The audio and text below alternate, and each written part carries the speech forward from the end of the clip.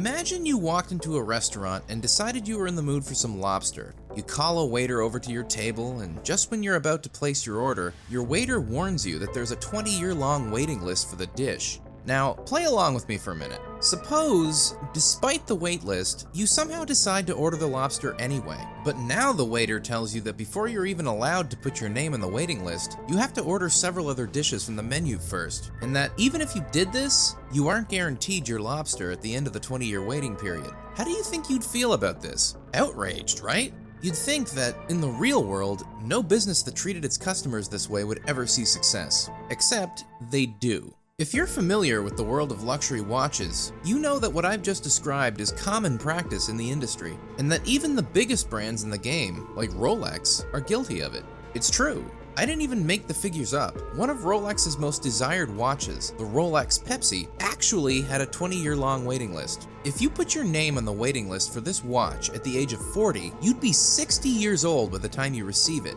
assuming you received it at all. Now, not every Rolex timepiece has a 20-year-long waiting list. Most of Rolex's top-tier watches will have an average of a 4 to 5 year waiting time, which is frustrating in itself, but what's interesting is that this waiting period seems to be shorter for some people than it is for the rest of us. It doesn't take much digging on the internet to find several accounts of people simply walking into Rolex stores and getting their hands on a rare timepiece, all in the same day, while others can never seem to get out of the waiting list. And, in recent years, Rolex has really been under fire for this. So, what's the truth here? Well, one theory is that Rolex's waiting lists are simply a strategic move to maintain an image of prestige, exclusivity, and scarcity in the mind of customers. If Rolex's watches became common, they'd lose their value because, well, people simply don't value what's common, they value what's rare.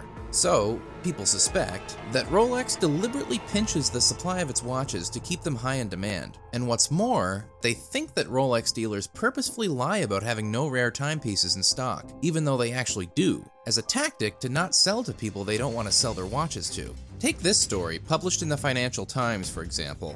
This person shares the account of the first time he tried to buy the Rolex Oyster Perpetual for his wife. He visited several authorized dealer outlets to find the watch, but to his shock, not only did none of the stores he went to have his desired watch in stock, but they didn't have any Rolex watches at all. Or so they said. Because at the same time, there are several accounts of people walking into authorized dealer outlets and walking away with an extremely rare timepiece with virtually no waiting time at all. Take this account, posted on RolexForums.com, for example.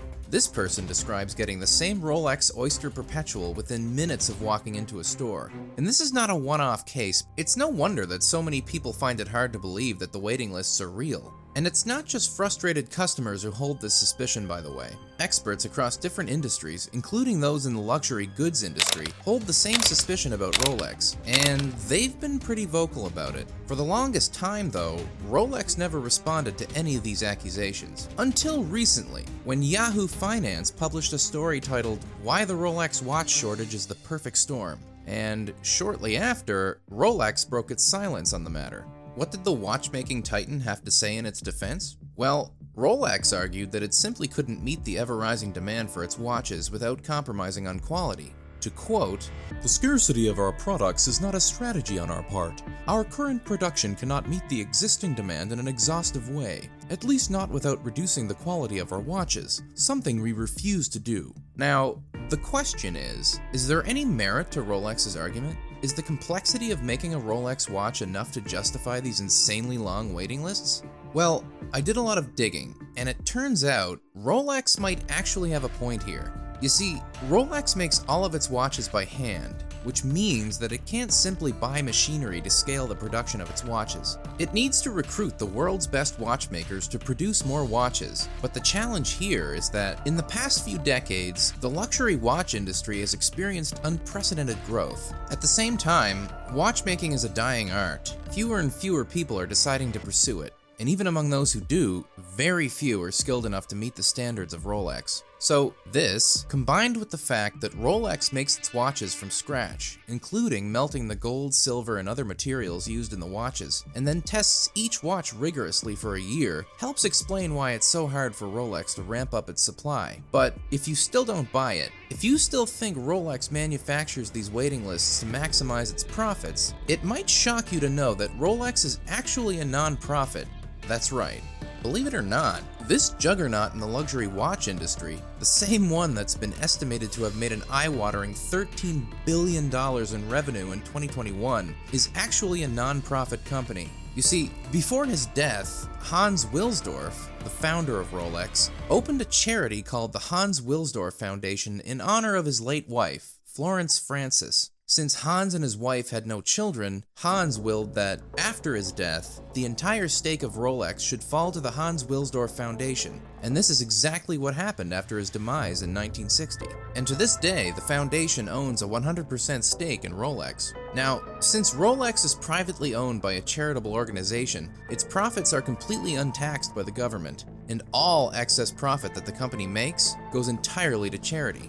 But since charitable organizations aren't required by Swiss law to reveal their donations, no one really knows how much profit the company makes or how much it donates to charity. Still, even with no concrete figures available to the public, the charity's list of philanthropic contributions, such as offering the largest scholarship endowment in all of Europe, contributing $100 million to help build an art school in Geneva, and more, make it hard to believe that something fishy is going on behind closed doors. So, does being a non-profit mean that Rolex has no incentive to artificially constrict the supply of its watches? Well, not exactly.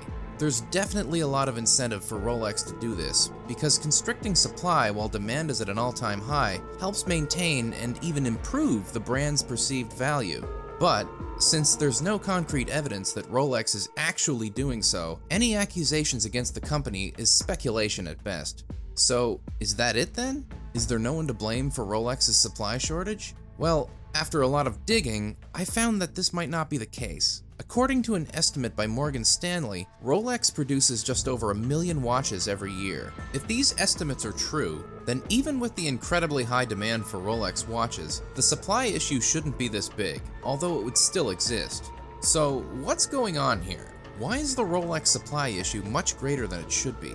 Well, many experts believe that this may be because Rolex's authorized dealers are conducting backdoor deals and illegally selling Rolex watches in the gray market, where the watches sell several times over their retail value. If you're wondering what gray markets are, they're basically markets where original commodities are bought by parties outside the authorized distribution channel of the manufacturer, and then resold to the public at an inflated price. Now, Rolex is very particular about who they want to sell their watches to. They only want trusted customers who truly value the brand to wear their watches, and not just anybody who has enough cash to afford one. This is why authorized dealers are trained to identify speculators and flippers from a mile away, and this is exactly why these dealers require you to make so many prerequisite purchases before you're even allowed to be considered for a highly coveted model. They want to see whether you truly value the brand or not. To an extent, this also explains why people experience drastically different waiting times when getting a Rolex watch. A lot of it has to do with how well you're able to present yourself to a Rolex dealer and make them trust you.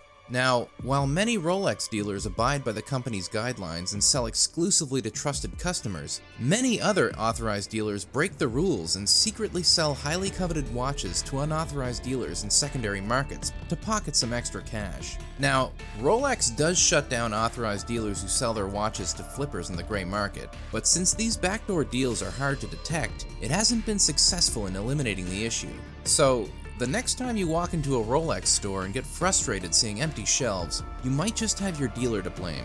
If you liked this video, check out our investigation on KFC. You might never eat fried chicken again.